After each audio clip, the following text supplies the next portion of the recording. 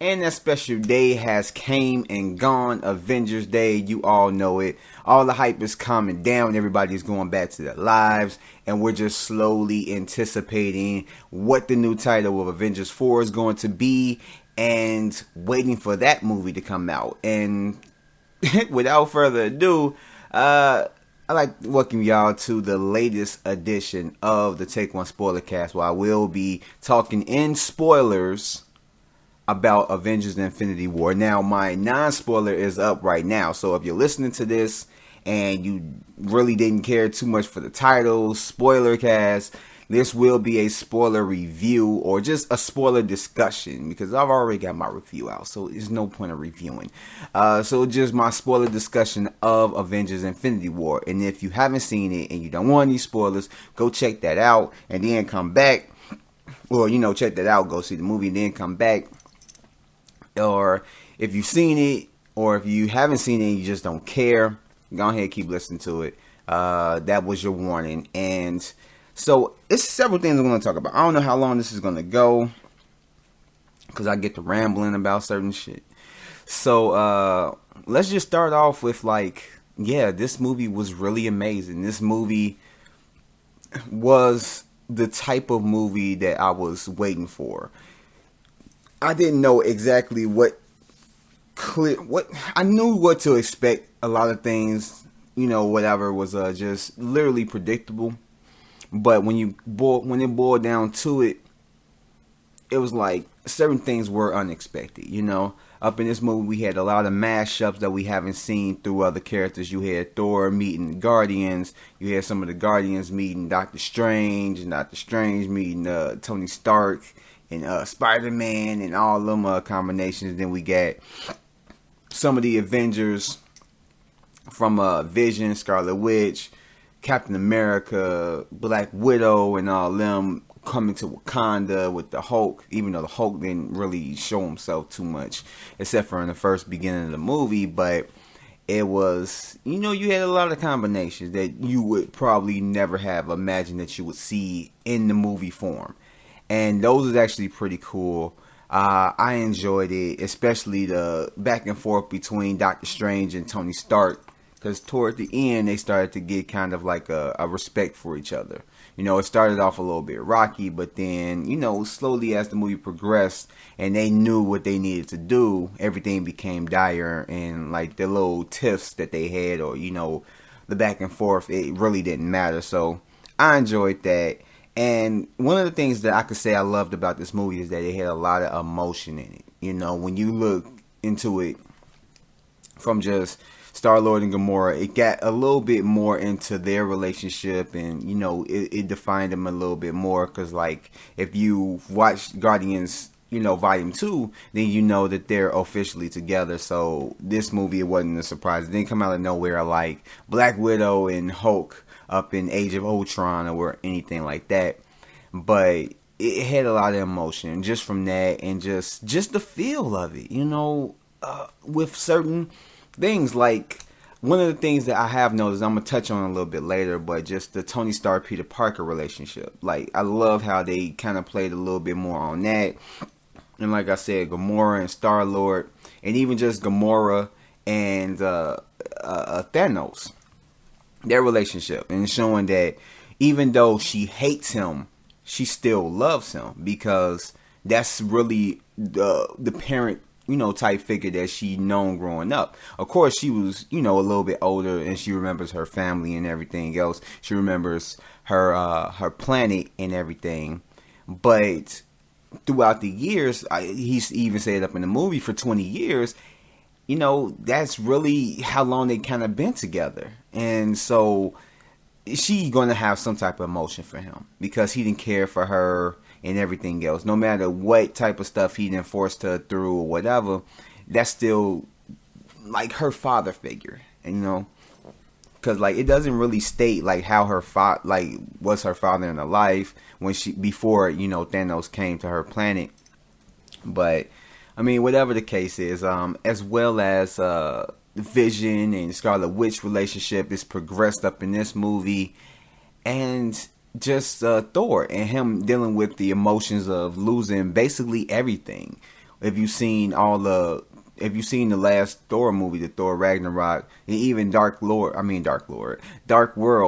Thor, he's lost his mother, he's lost his father, he's lost his sister, even though, he was trying to kill her anyway. But still, he lost his sister, he lost his brother, he lost his best friends, he lost all the people that he kind of knew in just his whole world. Literally, Asgard was destroyed. So he's literally lost everything.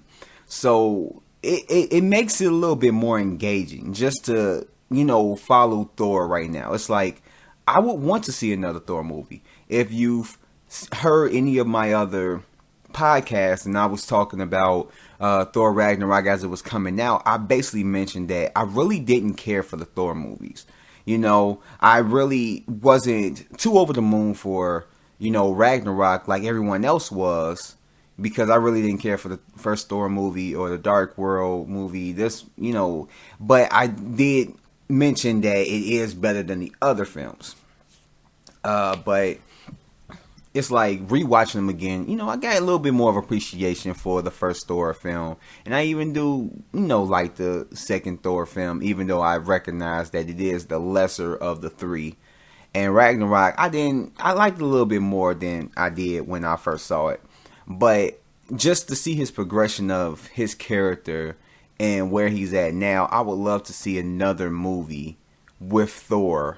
Even if, I don't know if it has to be a Thor movie or if it could just be like a combination where it's Thor and Hulk, and just seeing a team up with them two, but just seeing where Thor is mentally beyond this point, But talking about emotions, you didn't really.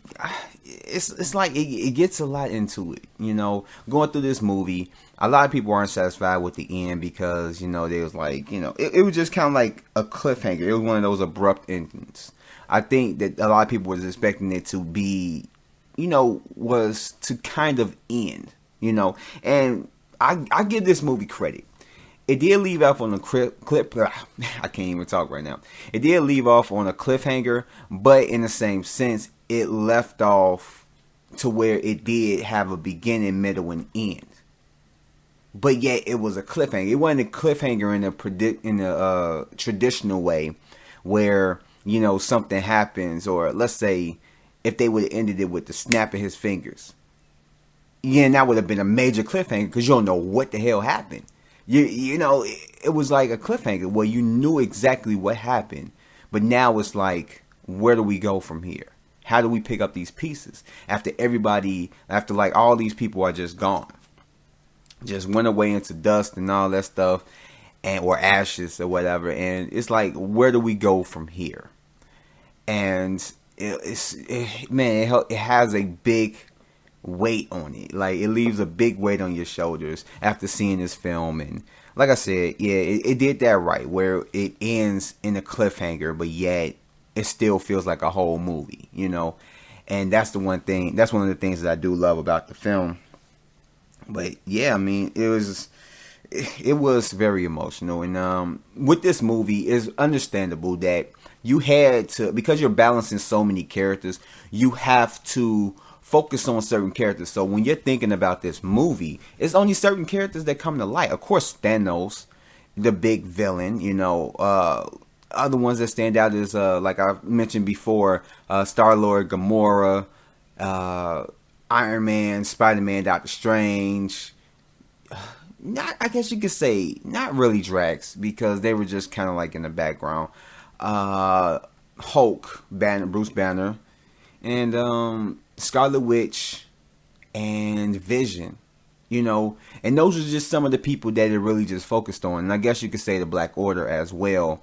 But it really just kind of focused on like a handful of people, or a little bit over a handful of people, as compared to how many people it did have in it. Now, certain people, okay, you knew that they were in it and all this stuff, but it wasn't really focused on it that much. Because like when you think back, it's like, when you think about the characters that, that did stand out to you, Captain America isn't one of them. Black Panther isn't one of them.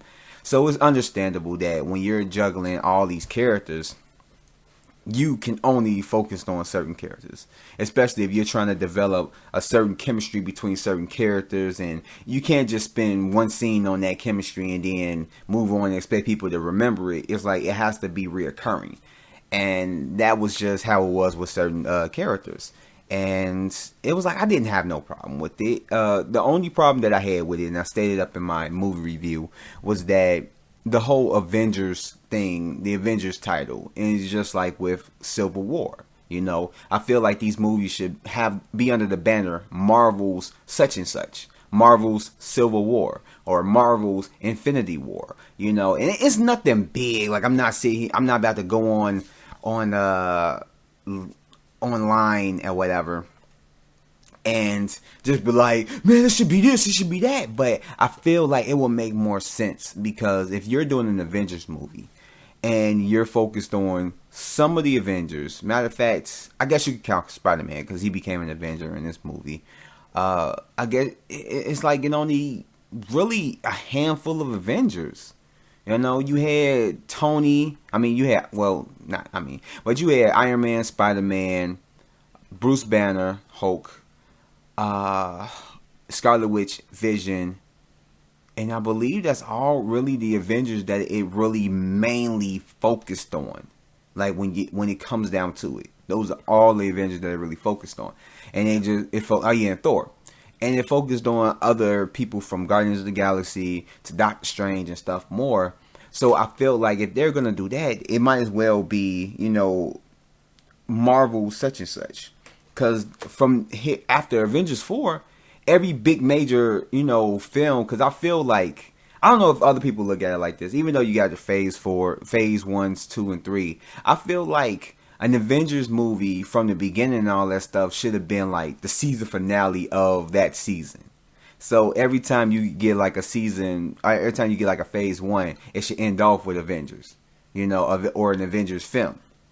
Even though it didn't, but I feel like it should, because those are like the bigger films. Those are the team up films of just different individuals coming together in a team to take out such and such villain.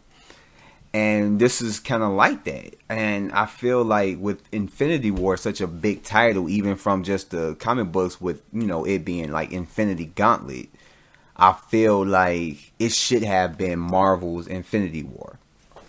But that's just like one of the things that I feel like they should do from here on in. It's not a major thing, like I said, but I feel like it was something that they could have done a little bit differently, and it would have made more sense if it was just Marvel instead of Avengers Infinity War. But I mean, with that, it's whatever. As well as it's a lot of questions that I had about this movie. Okay, so if you've watched Thor Ragnarok, then you would know that on the ship that Thanos, that Thor and all of them was on, it's like you realize that when you come to it in Infinity War, you got certain questions. Okay, the Rock guy, you really didn't care for, you know, so you don't, if he lived or died, whatever. But one of the people that I was thinking, like, they didn't even show her, and where was she at? Was Valkyrie. Because I'm like, she was in there.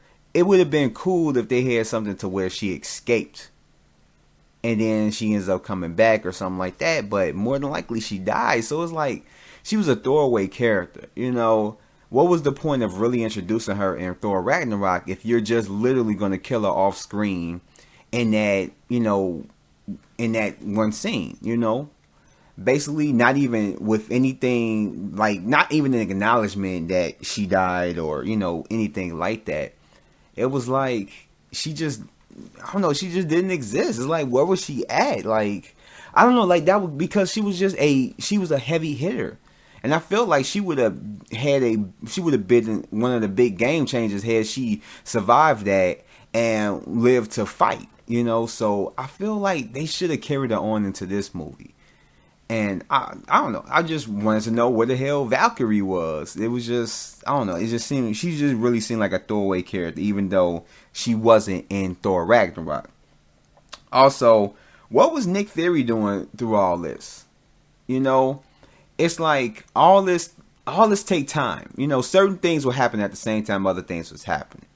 But where was Nick Fury? I know he had to have heard about the aliens and stuff like that. And I get with the end credit scene. Okay, yeah. They did mention it and all that stuff. Or, something to it. But it was like, for him to be taken by that little event. So you're telling me that the battle in Wakanda, start going out into space, all this stuff that's happening, it's like you don't know about it. This shield, you're supposed to know something about it. You're supposed to keep in contact with somebody and have some type of information and everything that's going down. So when the end credit scene came about, it was like you're thinking, I mean, even before the movie, because I heard that they didn't have, Nick Fury in it. So when the end credit scene comes in, it's like, where were you the whole time? It's nothing big. It's nothing big. I guess you could say it's more of a nitpick. But where was he? I mean, I know he probably wouldn't have been able to do something, but I know he probably could have added to it by getting, the hella, what is it called? The hella, I don't know, whatever. The big ships or something to help out with the fighting Wakanda or something of that nature. Or he could have been sent out the signal to Captain Marvel, but I get the dire need to have her, come in. But yeah, that was one of the things that I was looking at. What is it? And also, like I said, I was gonna mention this before. Tony Stark and Peter Parker. I love the relationship between them. At this point, since my predictions were wrong in my because I did 2 top 10 videos. One on who I think should die, or who is most likely to die, and who is most likely, and then another one on who is most likely to survive. But one of them, my top one that I thought that was going to die was Tony Stark, and he didn't end up dying. Matter of fact, both of them didn't end up dying, him or Captain America. But it was like, now that they kept him, I hope that he stays alive through Avengers 4, but he ends up retiring, like, literally for good. And I just hope from that point on, he kind of like makes an appearance in like the next Spider-Man, or he'll become the Illuminati, and do something like that, just that's behind the scenes, and let everybody else handle it, and he'll just become the new Nick Fury. That's one thing that I would love to see. That's literally one thing that I would love to see. I might touch on that on a quick takes video. I might do that. Matter of fact, I should go ahead and write that down. That way I won't forget. But I love the chemistry and the connection that him and Peter Parker have. And I'm thinking that it's more toward him, like, not really having a good relationship with his father.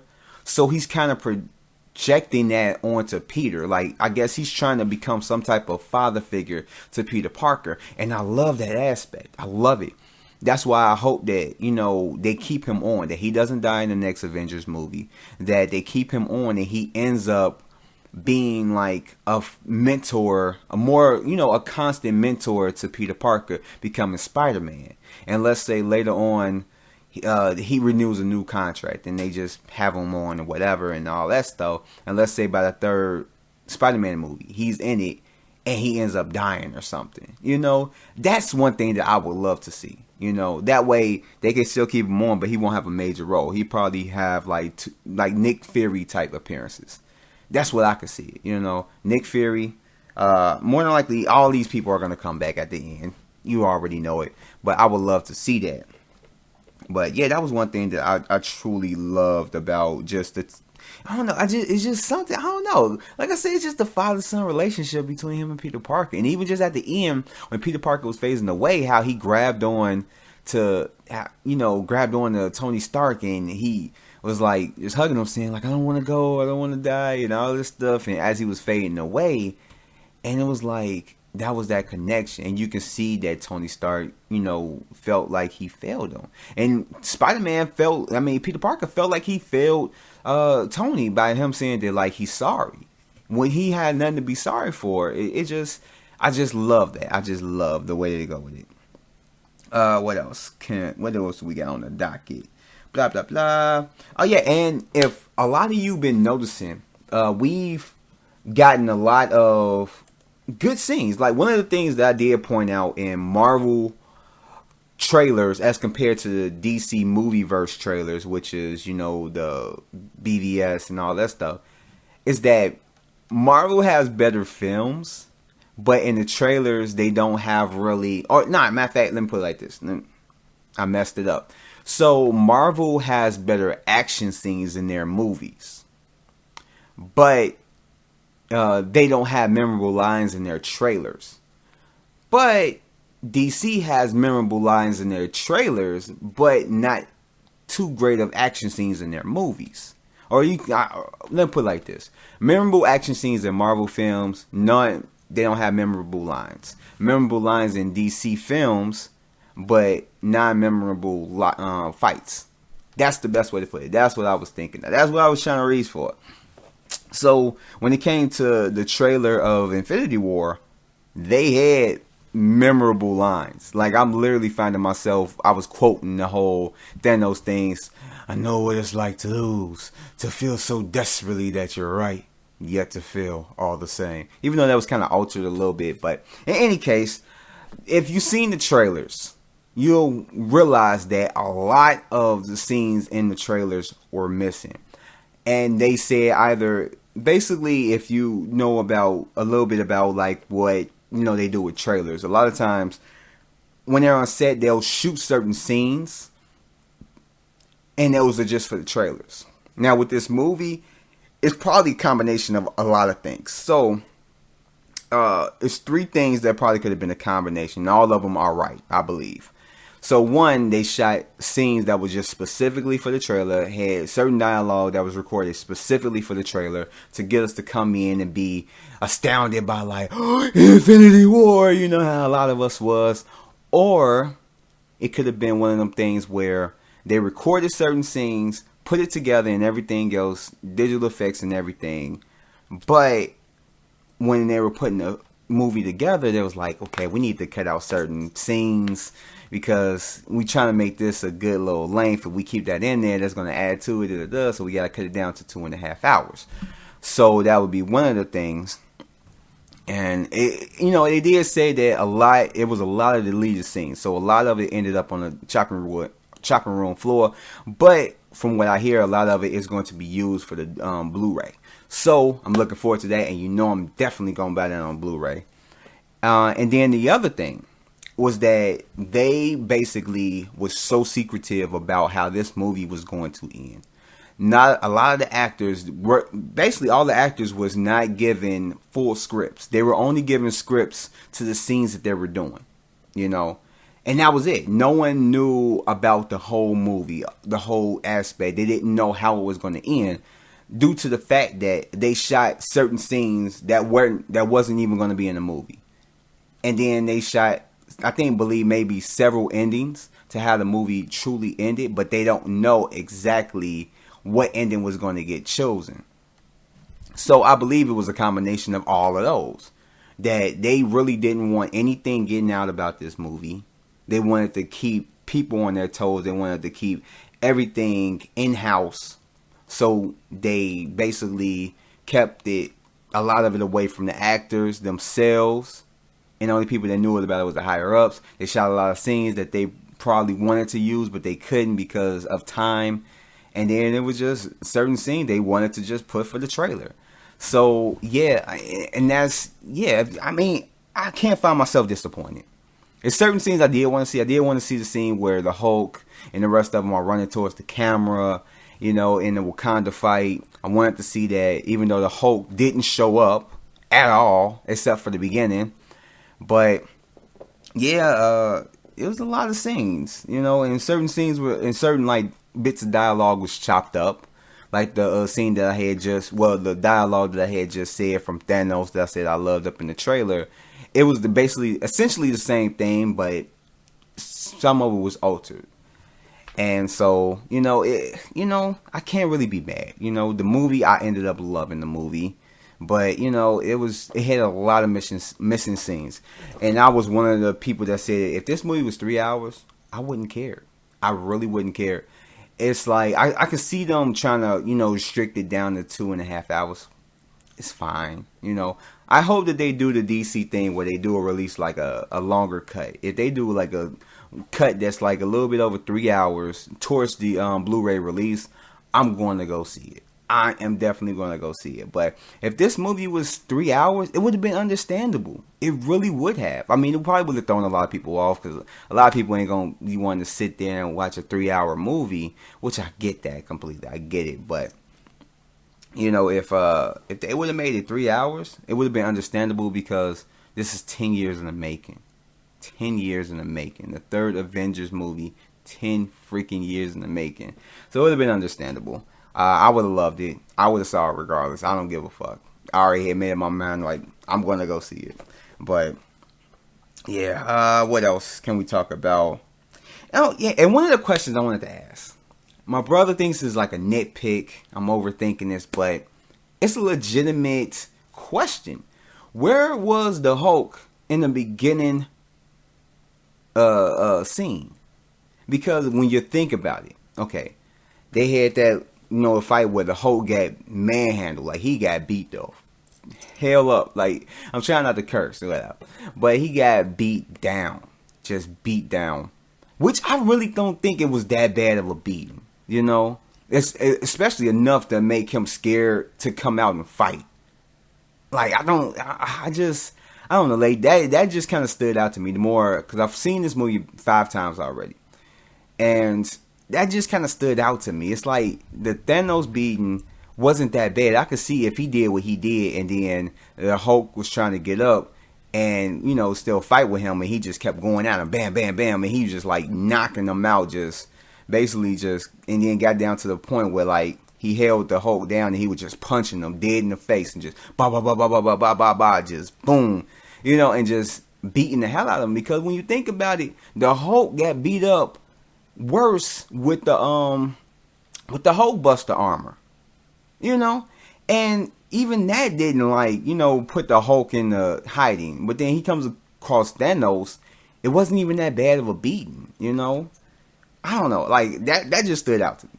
I feel like that I could see if he would have came out at the last minute at the end of the movie, like everyone probably thought he was gonna do, but he didn't end up doing it. So I don't know.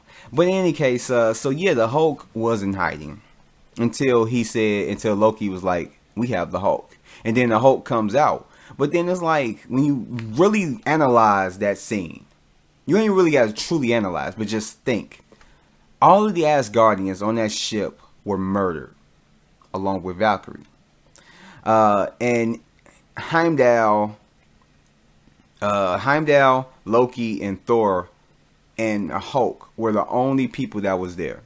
Wouldn't you think that once they came across Thanos' ship, or Thanos came across their ship, wouldn't you think that, you know, Loki would know and he'd be like, oh, this is Thanos and blah, blah, blah, da, da. So we got to get ready. And everybody will be getting ready and all this stuff. And, you know, the Hulk will already be hulked out and, you know, ready to go at him. I feel like they could have did the scene a little bit, I don't know, it would have made sense. Okay, it was plenty like that.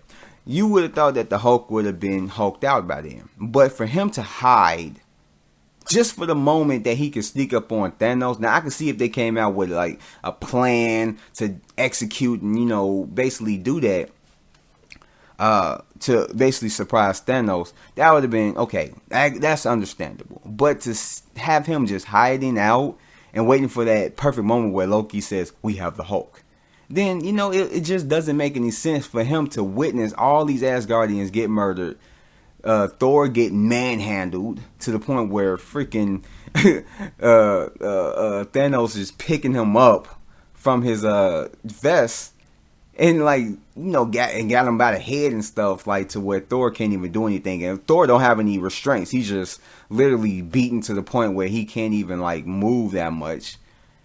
It's like, wouldn't you think that the Hulk would have been shown himself? So it just didn't make any sense why he was in hiding. I mean, and me just thinking about it, they could have did it to where they started off the movie where, you know, they're still killing him. Instead of them all dead, but them killing them. Maybe at the last part, and then say that him and Thanos did get into it, and then the Hulk was just knocked down. Or maybe started off the same way, but one of the bodies that was down was the Hulk, and you could have seen the Hulk just, just being the Hulk, but he's just like down, and have him like that. And then maybe, because that wouldn't have been a good setup for like Loki saying we have the Hulk. But he probably could have said something else. I know that they wanted so bad for that callback to the first Avengers, which I could see. That's understandable.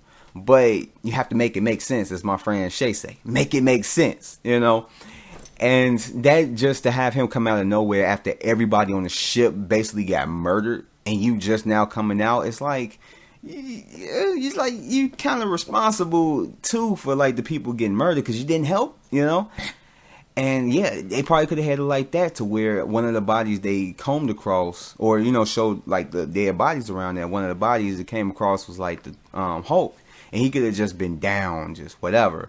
And then let's say Loki did that as a distraction and said that like maybe I don't know something like you really shouldn't trust me or something. I'm just throwing out some shit. And then say the Hulk finally got the strip to get up and basically go back at Thanos again, and bam, bam, bam, and then he beats him down again and just really like just nails him, just grounds and pounds him, just while he's down, just bang, bang, bang, bang, bang, bang, bang, bang, just hits him hard to the point where he's just like he's just knocked out. That would have made more sense. It really would have made more sense. But yeah, but I'm gonna try and get through this because I'm not gonna try and make this too long. I'm already at 31 minutes. But also, okay, so somebody had brought to my attention. I didn't even think about it, but it makes total sense. Why didn't Doctor Strange use the Time Stone? I mean, you would think that, he has time at his advantage. He knows how to use it. But why wouldn't he use it on Thanos? As far as just... I don't know. It's the different ways that he could have used it. He could have used it to, kind of like, I don't know. I don't know. It's just, you could probably use your imagination to how he could have used it. But it was like, I don't understand why he didn't use it to, make the fight go a little bit better. Let's say if the thing happened with, what's his name? Star-Lord. All that stuff. Let's say, he lost his temper and then Thanos breaks out and everything else. He could have rewinded everything and just basically, like he did to Wong up in the Doctor Strange movie, how he basically touched him or something to where he wasn't affected by the reverse motion. And he could have did that and told him, and basically just kind of show him like, this is what's going to happen if you lose your temper. So we're going to need you to not lose your temper and blah, blah, blah. And then they could have just won, It's a lot of ways that he could have used the Time Stone that could have worked out in his benefit. So I don't understand why he didn't use it. Now I get it, it's a big, it causes something. I forget what it was in Doctor Strange, but to use the Time Stone, you have to sacrifice something or something of that nature. I bit my tongue. Something of that nature. But so you can't use it irresponsibly. But at the same time, this is kind of like a dire situation. So why he didn't use it to his advantage, I don't know. I feel like he probably could have did it, and that actually could have helped them out. But hey, I mean, story. Also, I like the Black Order's weapons. I love the Black Order. They were really, really good. I enjoyed those characters. And one of the things that I didn't get, matter of fact, I might say that a little bit later. Just think about it. Matter of fact, I know I'm trying to get my thoughts together. I'm looking at my notes. Sorry about that, but I don't know if you guys noticed it. I've noticed it the second time I watched it. Now, the part where Star-Lord says, all right, put on your mean faces, this could get ugly or something. If you look at Mantis, she tries to make a mean face, and she's sitting in back of Star-Lord. So she's trying to make a mean face. And I love the consistency, because even when it switches from like when he says it and she does it to another scene where it's closer to Peter, where it's closer to Star-Lord, but you can still see her in the background. You still see her making that face. And I was just looking like, what the hell? I mean, she stopped doing it. It was like around the time that like Groot was like, I am Groot. Or not, when he was telling him like, put away the game and all that stuff. And, you know, and then when he, like, when he was basically just talking to Groot and all that stuff, then she stopped making it. But I was like, that was kind of like, it was kind of funny just to see her doing that in the back. I don't know if a lot of people noticed it, but it wasn't a real big thing. And I enjoyed when Black Panther and Captain America both ran into, from like the battle going in with the Outriders. It was like, I enjoyed, like, I love when they was running like fast as hell and just going ahead of everybody just to jump head first into the battle and just start like, just bang, bang, just banging like Outriders all together. I mean, that was really cool, just a scene to see, because I know in one of the screenings I went to, I don't remember if it was the first one. I don't remember if they did it in the first one, but I know the second and third time I saw it, that they was like clapping like, oh yeah, you know, yelling at that, seeing both of them just run up into it. And so just thinking about it, like, who else is a super soldier that is you know, in Wakanda fighting them? I say Winter Soldier. Where the hell was he at? He literally is equal to Captain America, you know, with the same super soldier serum and all that stuff. So it's like, how come he wasn't like part of the, you know, people that was like right there? Why wasn't he you know, side by side with Captain America and Black Panther running head first into that? I guess it was just, you know, they wanted to show that those are two leaders, and so they're gonna go head first into this, you know, fight. But when you think about it, Bucky was right next to Captain America when they started running. So what was he just like? Not, he's just looking at it like, yeah, I got this gun, I'm gonna just go ahead and do this. And yeah, it just, I don't know. It ain't nothing big. That was a little nitpick, but yeah, I did love that little scene. One scene I completely forgot about. It was one scene that I heard, that we all heard about, that if we didn't, you know, go to Comic-Con last year, that what we heard about, people saw it on the trailer, and we didn't see it in any trailers. Like this, like all the Avengers Infinity War trailers that were released publicly on YouTube, we didn't see it. So that was one of the things that I was waiting for, was the moon scene, the moon throwing scene. And we saw a picture of him just holding up the Infinity Gauntlet. We see the moon and back kind of broken up, but we didn't see the actual scene. And that was a scene I was waiting for in the trailer, but I completely forgot all about the scene when I was seeing the movie. So when that scene came, I'm like, oh yeah, that is the moon scene. So when he broke it apart, it was like, oh shit. But in thinking about it, it wasn't that impactful. I thought that moon scene would probably be a little bit way bigger than what it was, but it wasn't. It was okay. You would think it would be much bigger because a moon isn't that small compared to a planet. You know, I mean, compared to a planet, certain moons are smaller or whatever, but compared to us, just think if somebody had the Infinity Gauntlet and was basically throwing our moon at us, broken into pieces, it's like you would think that it would cause more damage. It would cause more destruction and everything else. And I don't know, it just wasn't impactful like I thought it was going to be. I liked it, you know. But to have him throw like the moon at him in pieces, like the area they were fighting in seemed kind of stable. You know, it was just okay. I mean, it was some destruction or whatever, don't get me wrong, but it should have been bigger than that. But in any case, I did enjoy it. I completely forgot about it until it happened. So I was surprised. Like, I was surprised as hell. But also, I love to call him back to when Vision got stabbed up in Scotland when he was with Scarlet Witch. When they first met the Black Order, to when he basically killed, I forgot, I don't know the names. I think it was like something grave something. I don't know. I don't know. I'm just now learning the Black Order's names. So yeah, when one of the Black Order members basically stabbed him up in Scotland, and how he killed him towards the end battle, doing the same thing, just stabbing him through the heart from the back and lifting him up and then tossing him aside. So I like that. I like that little callback. And then I like just Thanos' conviction. Like, I talked about it a lot on the regular standard review, but I just love his conviction and just what he's doing. It's like he totally believes what he's doing, that no one can change his mind. He feels like he's doing what's right. Even if you don't know it, he's basically like a parent. I'm doing what's best for you. It's basically what he's telling everybody. I'm doing what's best for you, even if you don't know it. You have to go through this in order to have salvation.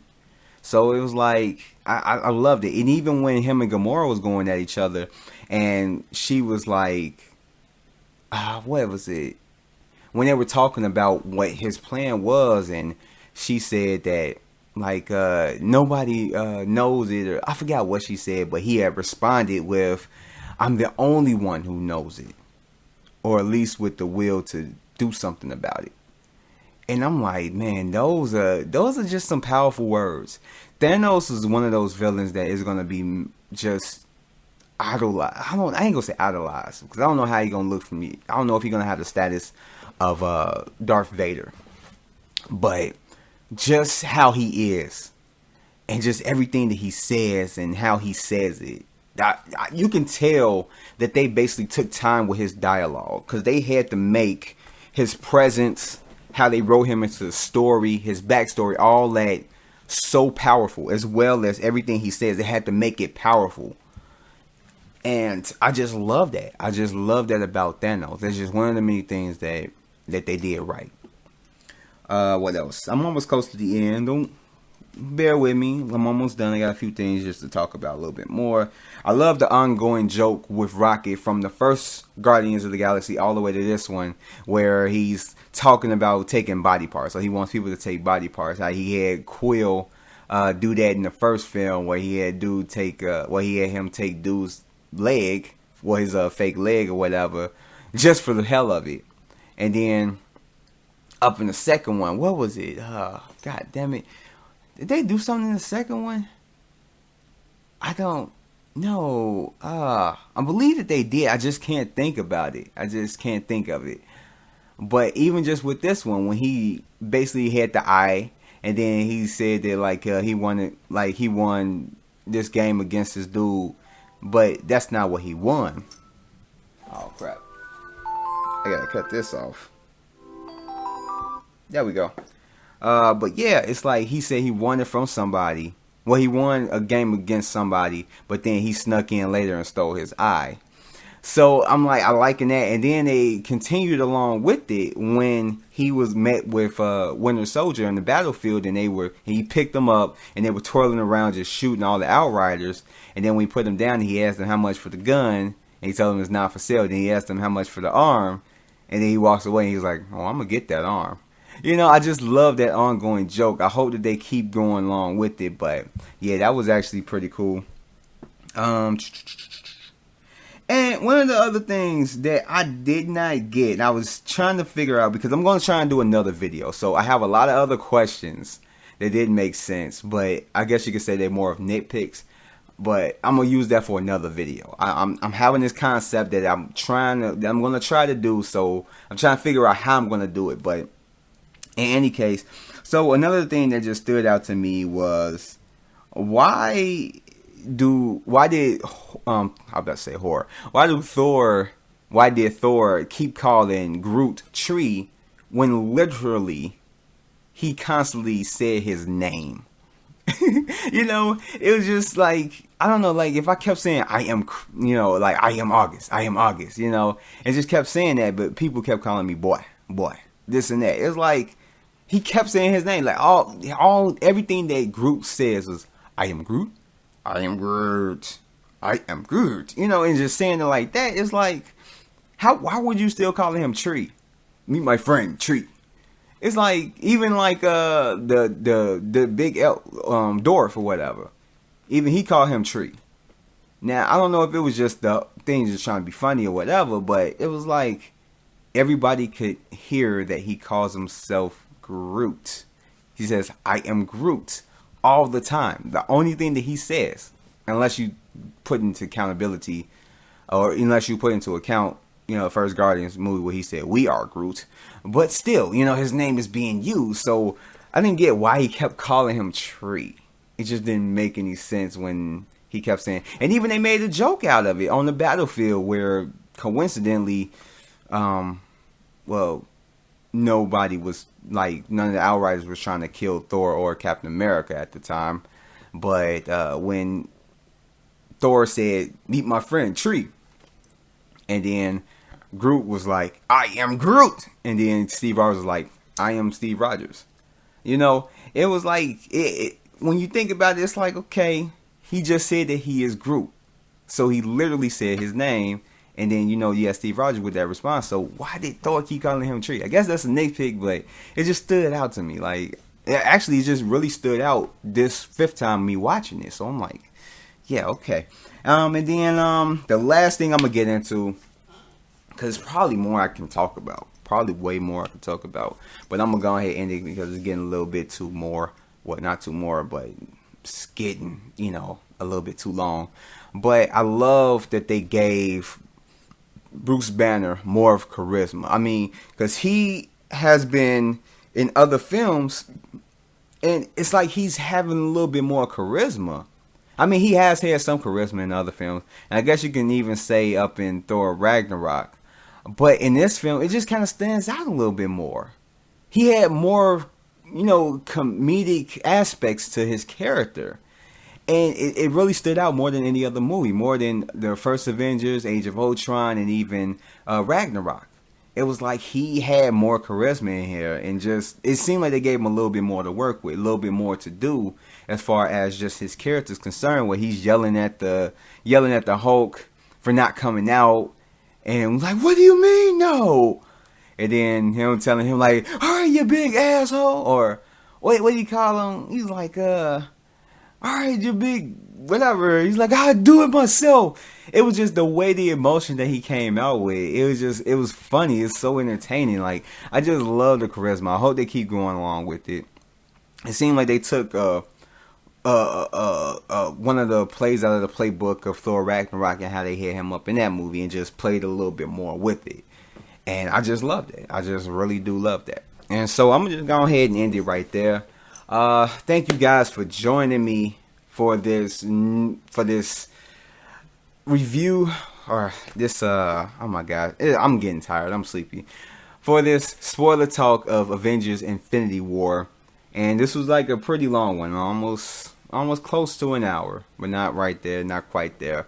But like, if you listen to me this far, thank you for listening to me talk about this movie and everything else. I may have a few more videos that's concerning Avengers Infinity War, so I don't know, those are gonna probably be coming out in a couple days. But like I said, if you haven't checked out my regular review of the movie, go ahead and check that out. I essentially love the film, and I hope you guys seen it. If you're listening to this, hope you have, because I just spoiled the shit out this movie for you. And matter of fact, I'm gonna just talk about one more thing.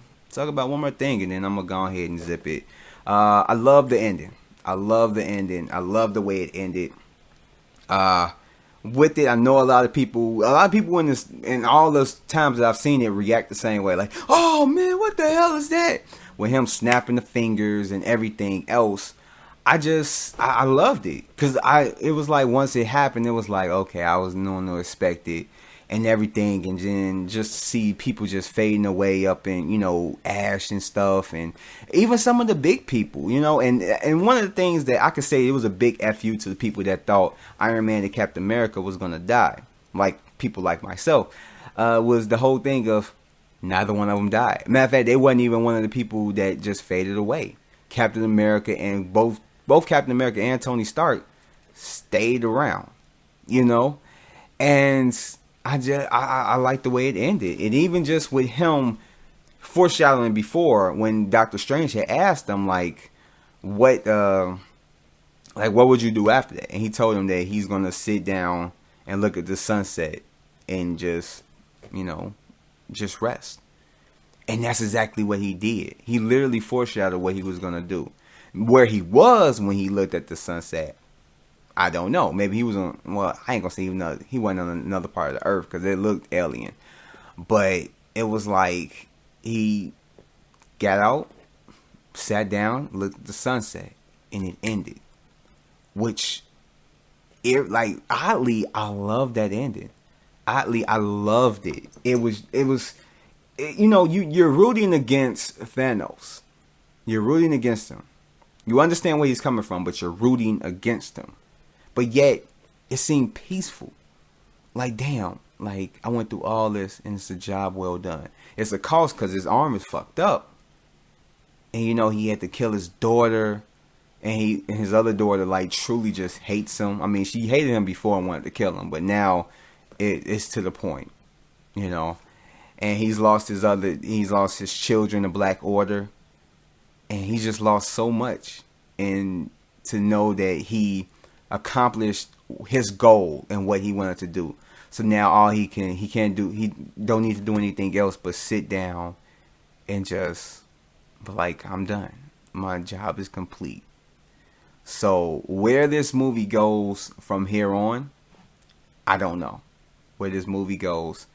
We all know that, if you don't know, it deals in time travel, the next one. So I don't know. It's just, it's complex. It's so complex to even think where they're going to go. But I am looking forward to Avengers 4, and I'm looking forward to knowing the title as far as all of us, as well as all of us are. But yeah, like I said, I'm going to go ahead and end it at that. Thank you guys for joining me, especially this long. I did expect this to go about almost an hour, and that's where we're at. I wasn't going to limit this. However I was going to go, I was going to go. But thank you for joining me, and I will catch you guys on the next SPOILERCAST. Peace out. So hey, before you guys leave this video, go ahead and hit that thumbs up button and give this video a like because it will really help me out. And hit that subscribe button if you haven't already. And you see that little bell? That's the notification. Turn that on. That way you'll be notified for anything that drops on my channel. And if you look down in the description below, you will see all the links to my social media. So go ahead and follow me on those if you haven't already. As well as there are links to my other content that's on the channel. From movie reviews to podcasts to so much more. And I hope to see you guys here again next time. So thanks and peace out.